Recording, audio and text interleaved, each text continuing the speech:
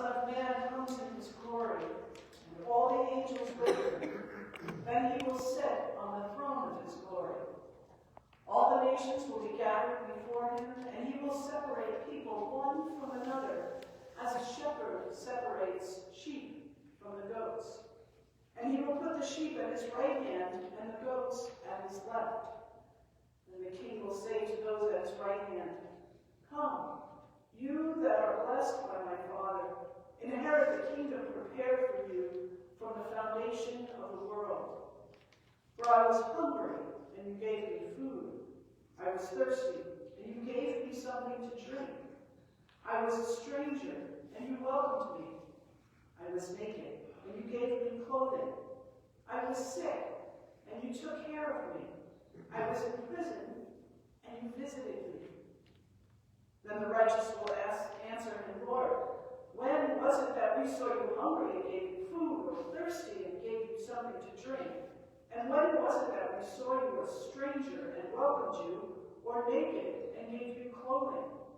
And when was it that we saw you sick or in prison and visited you?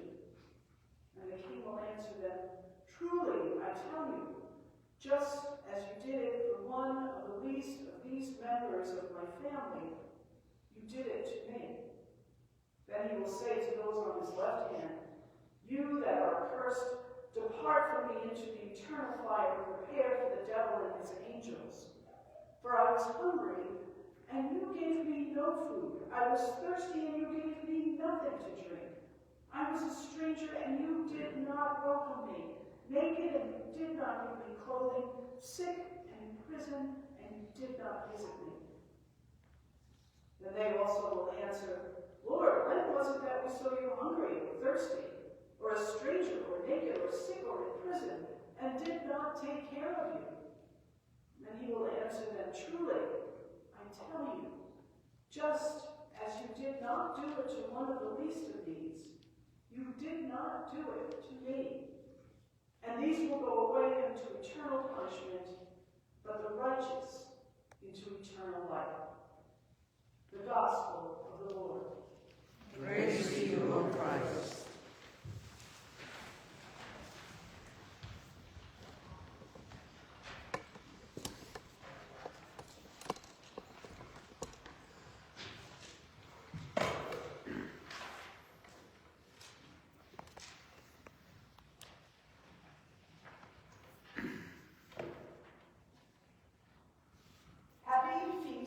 Of Christ reigns. I wonder if inside your minds you're saying, well, wait a minute, isn't this Christ the King? That's the old title of this day.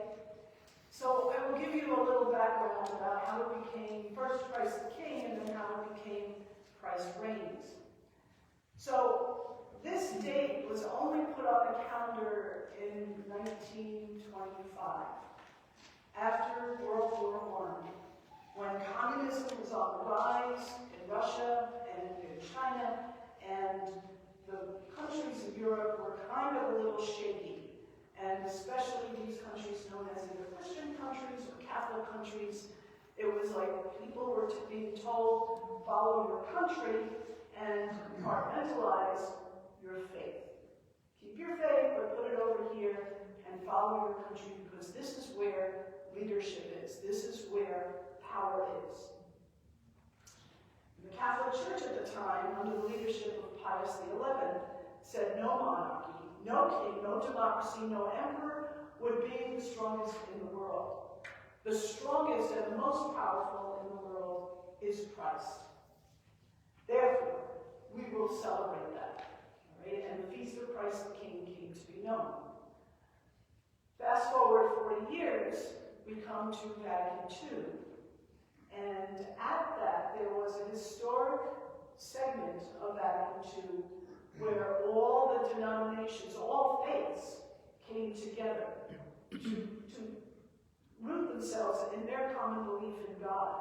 And within that, denominations came together. And one of the things that they decided to do was to follow what would be known as the Revised Common Lectionary.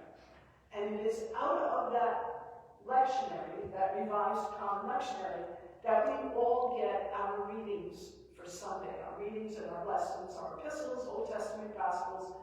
We all get it, and it's a 3-year cycle. So the thought is after the course of 3 years, we will have a pretty good knowledge of what's in the Bible. So the Lutheran, Presbyterian, Episcopalian, Methodist, and Catholic churches all agreed on this common lectionary.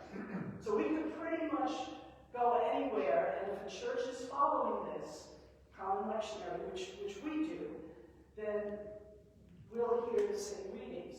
The Methodist church kind of swings a little bit off it every once in a while, and others do too, like even in the Lutheran church we have the option of swinging on or off it. But most people follow it. Each denomination within this common lectionary has its feast days. Like, for example, the Catholic Church has the Feast of the Assumption. We have the Feast of the Reformation. So we hold those within our denominations. Okay, so that happened in the 60s. Fast forward another 50 or so years to today, and because of the voice of women who once did not have a voice in the church, and others who were oppressed and did not have a voice, the title was changed to Christ Reigns, to reflect less of a still or static king, less male imagery, and more of an ongoing way of life. Like, how does our living reflect Christ's reign in the world? Have you ever heard the expression, "I'll never forget when you," or he, or she, or they, or whatever? I'll never forget when. And if you have, perhaps you have heard Jesus' words in the background, "You did it for me." My grandmother died when I was 5, and I think I have told you this before. But I never went to her wake or her funeral, or at least I don't remember that. But my mother tells the story of these people who showed up at the funeral home of my grandmother's wake. And background on my grandmother, I'm giving you a lot of background today. But the background on my grandmother is that she was an Irish immigrant, which I think I might have said in the past. And she came to this country during the Great Immigration, where the signs on the stores were "Irish need not apply." And the Irish were called a race. The Irish race was not welcome in the United States. And as we know, race is a contrived thing, right? There's really no such thing as black, white, and brown. We're all different shades of this tan, pink, brown, all the way into a deep, deep, deep brown and black, right? But race has been contrived so that we know that we can separate people. And so when the Irish came here, they were separated because they were considered dirty and a stain on the United States. So my grandmother couldn't get any jobs, so she cleaned houses. And after years, when the Irish finally found their place in the United States, and a new immigrant people started to come from the southern border. And my grandmother saw these people on Broadway, where she lived, and she noticed that they were not wearing heavy clothes and winter was coming. And so she stopped them, she introduced herself to them, and she said, "You're going to need to get some warm clothes." And maybe, I don't know this part, but maybe she said, "And you can get a good price at blah, blah, blah store," or whatever. But then she said, "And make sure you wear a hat. You've got to get hats, because the city gets brutally cold in the winter." So the winter came, and it went, and spring broke forth, and suddenly my grandmother died. And these people, when word got around the neighborhood, these people heard about it and they came to her wake. And my mother and none of her sister or her brothers knew these people. And my mother approached them and she said, "How did you know my mother?" And they said, "In the fall, your mother told us to get warm coats and to get hats." And they kind of said it laughingly. But they said, because she told us to get hats, We survived the winter. Like it was so cold, but hats helped. I'll never forget the time when you did it for me. In today's gospel, we hear about sheep and goats, and they seem to get all the attention. But good Lutheran theology tells us that we're all sheep and we're all goats. So we don't need to get caught up in judging. Am I good or bad? Are you good or bad? Is he or she or they good or bad? Who's a sheep? Who's a goat? Since when did God say, judge one another as I have judged you? Or, judge the Lord your God with your whole heart and soul, and judge your neighbor as yourself. Like, that's not the way it goes, right? We know that. Clearly, as it says in the gospel, and as it is reflected in the first Old Testament reading, it is God who judges. It is Christ who judges. It's not us. Our job is to love. And that's when they ask, well, when did we do it for you? Or when did we not do it for you? And Christ said, when you loved, you did it for me. When you loved, you did it for me. So the question is, what have we done for one another? What have we done for another? How have we loved?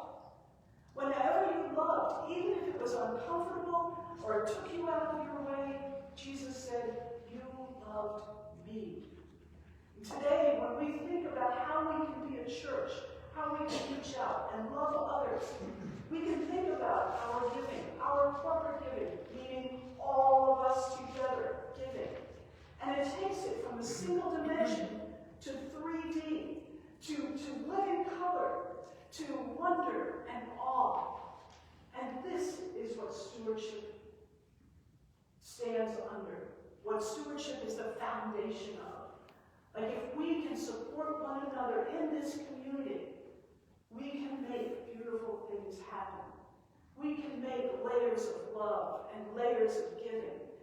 We can make layers of time, layers of Christ's presence, and recognizing Christ. And it goes both ways.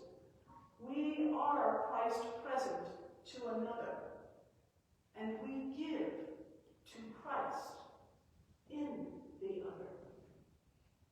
You did it for me. When one of us gives of our time, talent, and treasure, we are certainly giving out of love. And when many give, that love gets multiplied. When we work together, when we give together, we spend time together doing for others, and Christ reigns. When was a time that you can remember, I'll never forget when blank? And listen to the words